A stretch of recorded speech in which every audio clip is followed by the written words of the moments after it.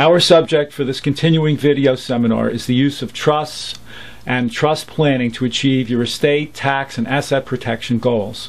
Trusts are an especially useful tool when planning for long-term care. We're going to use our past format of myths and mistakes to dispel any misconceptions regarding the use of trusts in this area of the law. Question/myth number 1. If I establish a trust and fund it, I am losing control and use of my funds. Answer. Let's analyze the concept of trust to answer this question. A trust is established by you picking trustees who will administer the trust, and finally by selecting the beneficiaries of the trust. Not only are you not losing control, you actually are imposing the control and the rules on the trust. Subject to certain legal requirements, you will therefore be able to establish and fund a trust which will be bound by your rules. You also should know that a trustee has a fiduciary responsibility to do everything in your best interest. And finally, we typically establish the trust as a separate legal entity which files its own income tax return and has its own tax ID number so that it separates the distance between you and the trust. Question number 2. I don't have substantial assets to need a trust.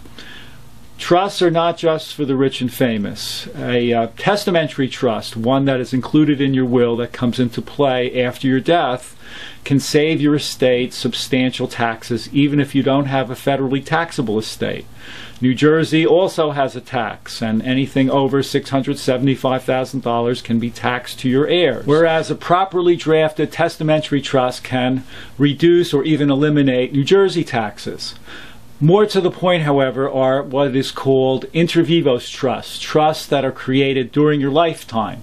By creating these trusts, you can remove assets from your estate while you're alive, and this is especially important in asset preservation planning because if the assets are owned instead of by you by an inter vivos supplemental benefits trust, then they are impervious to attack by Medicaid and other governmental programs. It is as if the money in the trust does not exist and is not yours and is not counted in the event you need long-term care.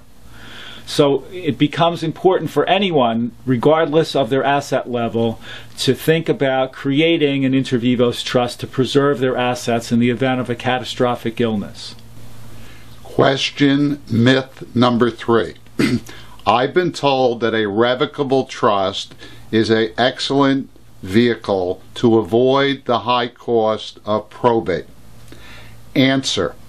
This is the typical mantra of the trust mills where you visit the hotel on the Sunday morning for the free brunch in order to find out why revocable trusts are the greatest thing since white bread.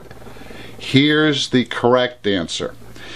Revocable trusts are useless for any type of health care planning. And here's the reality. The high cost of probate in Morris County and the counties throughout the state is approximately $200. The cost for preparing the revocable trust is $2,000.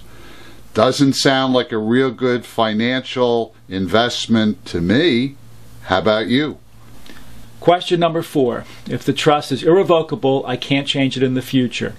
This is a misconception. An irrevocable trust can be changed. The only part of the irrevocable trust that can't be changed is the demand return of the principal. In other words, if the grantor says, I want my money back, well, that can't happen upon demand of the grantor. The trustee can voluntarily divert or give back principal from the trust, but the grantor can't legally obligate the trustee to do so. Now, that's the thrust of an irrevocable trust. There are revocable trusts, but unfortunately they're of little assistance in asset preservation and catastrophic illness planning, because the governmental entity from whom the grantor seeks help will simply say, revoke the trust and spend the money and come back and see us when it's gone. In the case of an irrevocable trust, the principal will be able to say, my trustee won't let me have the money, and they'll be legally correct. However, other provisions of the trust can be tailored for the benefit of the lifetime beneficiary, whom is usually the grantor, so that the lifetime beneficiary can have anything he or she needs or wants from the trust corpus within the discretion of the trustee. The key is trusting the trustee. Although a trustee can't divert funds for his or her own use, that would be a criminal offense, literally. It helps if the grantor trusts the trustee, and that is usually the case in most of our trusts. The grantor is a parent and the trustee is a child. So the thrust of this answer is even an irrevocable trust can be modified to suit the needs of the lifetime beneficiary, the person creating the trust in most instances. Question number 5. McHugh and Macri's mantra is preserving your assets without losing control. How does that work?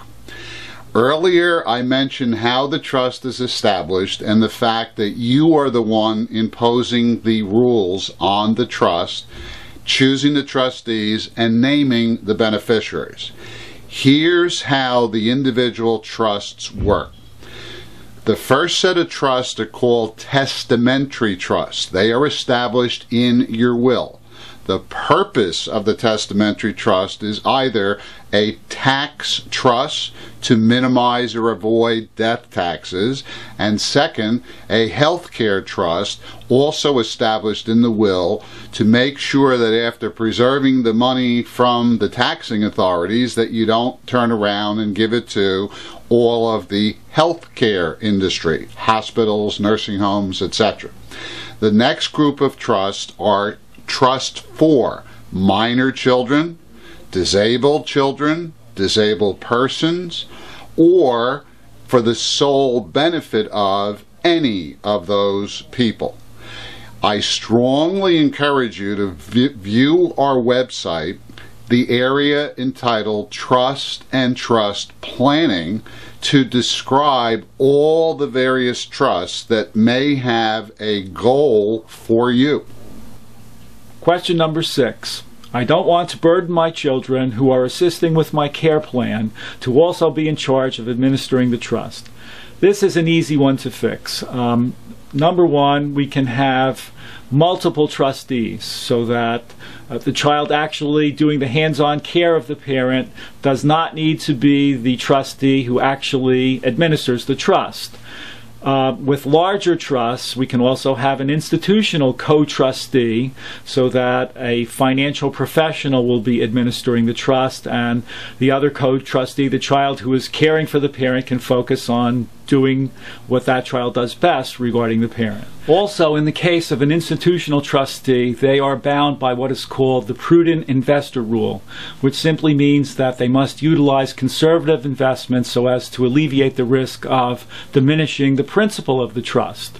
Frankly, in smaller trusts, however, a trust is not difficult to administer. It's really no more complicated than a personal account that would own stocks, bonds, or mutual funds, or even savings or CDs.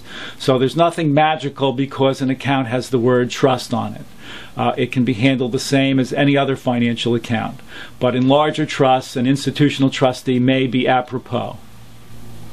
For more detail on the do's and don'ts of a trustee related to the healthcare needs of a loved one, called a special needs trust or a supplemental benefits trust, contact our office with regard to a manual that we will distribute that gives guidelines to the trustee. That's it. See you on the next video.